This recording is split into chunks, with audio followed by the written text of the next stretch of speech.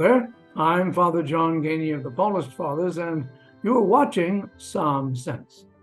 Just a few weeks ago, I was the witness for my grandniece's wedding, and we had a wonderful time. Family gathered from all over the place, including my brother-in-law's brother from Canada with his wife. So we were chatting away and at the reception and came across the idea that, oh yes, he goes to Maui every year and spends 5 or 6 weeks there during the winter.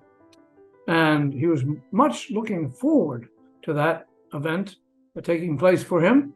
And I'm sure that over the past few weeks, you've seen many, many pictures of what has taken place in Maui, how that place is practically destroyed. So I have a feeling that there will be no trip this year for my brother-in-law's brother and his wife. It's one of those things that we suddenly are become aware of, how dangerous our world has become, that sudden fires leap up and destroy homes and people's lives and the way they do things.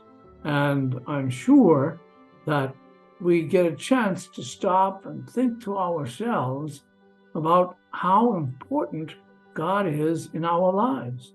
I mean, look at what we have had just this past summer. You know, all kinds of storms in the Midwest, giving us terrible destruction. And not only did we see that, we know that there were hurricanes, and we know there's going to be more hurricanes later in the season.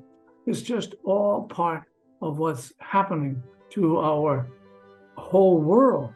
And it seems as though we are being warned to do something about the very world that we live in, to preserve it as it is. But we're always reminded, or I am always reminded, in these situations of the wonder of God.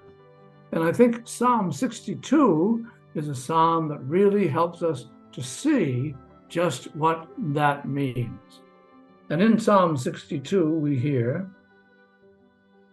"In God alone be at rest, my soul, for my hope is from God. God alone is my rock, my salvation. My fortune, never shall I fail."